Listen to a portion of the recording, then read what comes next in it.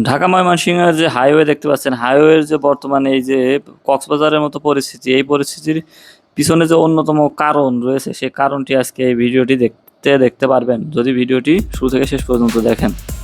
এবং এই রোডটি কিন্তু চিটাগাং রোড। দেখেন এই রোড দিয়ে চিটাগাং যায়, এই যে যাত্রী মালবাহী যেসব গাড়ি আছে, তো দেখুন এই রোডের যে কি বেহাল দশা। চট্টগ্রাম বন্দর থেকে বাংলাদেশের যে শিল্প কলকারখানার যে ইম্পোর্ট এক্সপোর্টের যত মালবাহী গাড়ি এই রোড দিয়ে কিন্তু যায়। তো বর্তমানে এই রোডের অবস্থা দেখেন, আপনি নিজে একবার বলুন তো যে এটা দেখে কি আপনার মনে হয় যে এটা হাইওয়ে নাকি এটা কোনো গ্রামের একেবারে কর্দমাক্ত রাস্তা। বর্তমানে যে খালটি দেখছেন, এই খালটি কিন্তু শহরের গাজীপুর শহরের যে পানি নিষ্কাশনের একটা সবচেয়ে কার্যকরী জায়গা, কিন্তু আমাদের অসাবধানতার কারণে বাঁশকুটি ময়লা আবর্জনা দিয়ে আমরা ভরে ফেলেছি এই যে খালটি দেখতে পাচ্ছেন, যার কারণে এমনি দিয়ে পানি যেতে বাধাগ্রস্ত হয়।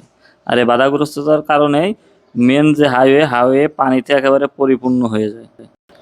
ধন্যবাদ জানাই গাজীপুর সিটি কর্পোরেশনকে।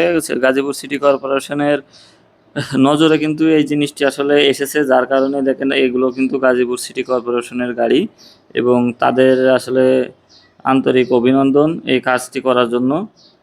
এই যে দেখুন তারা কিন্তু আসলে কার্যক্রম ইতিমধ্যে শুরু করে দিয়েছে এই খালটি পরিষ্কার করার জন্য, বা খালটি নতুন করে খনন করছে, সংস্কার করছে।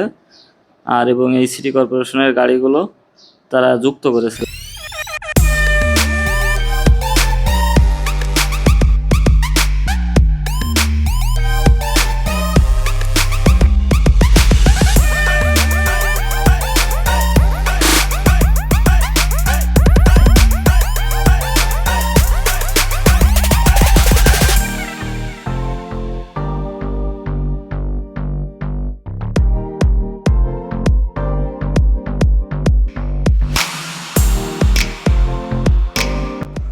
আপনাদেরকে যদি 1000 টাকা দিই, তাও মনে হয় না যে আপনারা এই পচা পানির ভিতরে পা দিবেন।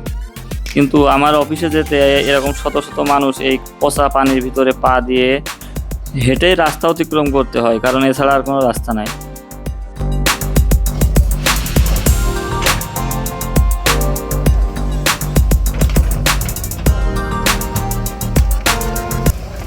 আশা করি দেখতে পাচ্ছেন কি পরিমাণে বাঁশকুটি এবং ময়লা আবর্জনা দিয়ে ভরা এই খালটি, যার কারণে পানি আসলে সঠিকভাবে এখান থেকে নিষ্কাশন হতে পারে না, যার কারণে জলাবদ্ধতা।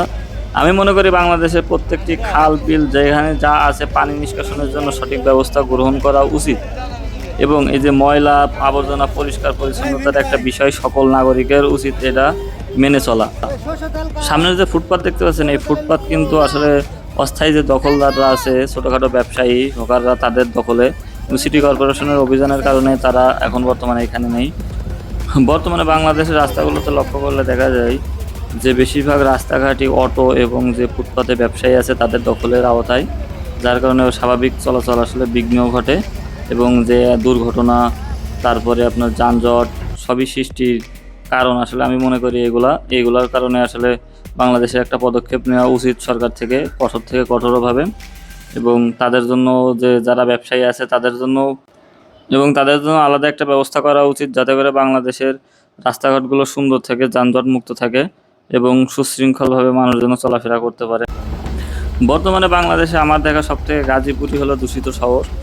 গাজীপুরের উপরে দূষিত শহর আর নাই, তবে এটা আসলে আমাদের সচেতনতার, যদি আমরা বৃদ্ধি করি, সচেতন হই, তাহলে আসলে এটা কমানো সম্ভব।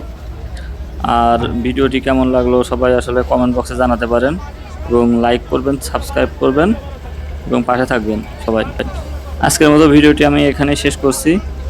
আর আপনাদের শেষ করার আগে একটা কথা বলে যাই, যে আসলে আপনারা যে আসলে আমাকে তেমন একটা সাপোর্ট করেন না, আসলে লাইক কমেন্ট সাবস্ক্রাইব কিছুই করেন না, তেমন একটা ভিউ হয় না। আমি কিন্তু আসলে অনেক আশা নিয়ে স্বপ্ন নিয়ে এসেছিলাম ইউটিউবে, যে একজন বাংলাদেশে বড় একজন ইউটিউবার হব, কিন্তু আসলে আপনাদের ভালোবাসা না পেলে আসলে সেই আশাটা, স্বপ্নটা আমার কখনোই পূরণ হবে না। তো আশা করি আপনাদের একটু ভালোবাসা, একটু আন্তরিকতা যেন আসলে আমার জন্য থাকে, এবং ভবিষ্যতে যেন আসলে আমার যে স্বপ্ন আছে সেই স্বপ্নটা যেন পূরণ হয়, এবং এই স্বপ্নের পূরণের আসলে পিছনে কারণ একমাত্র আপনারাই, ভিউয়ার্স যারা আছেন, আমার সাবস্ক্রাইবার, তাদের পক্ষে আসলে আমার সারা জীবনই থাকবে অনেক ভালোবাসা। এবং আমার 1 লক্ষ সাবস্ক্রাইবার হলে আপনাদের জন্য একটা গিফটের ব্যবস্থা থাকবে একান্ত আমার পক্ষ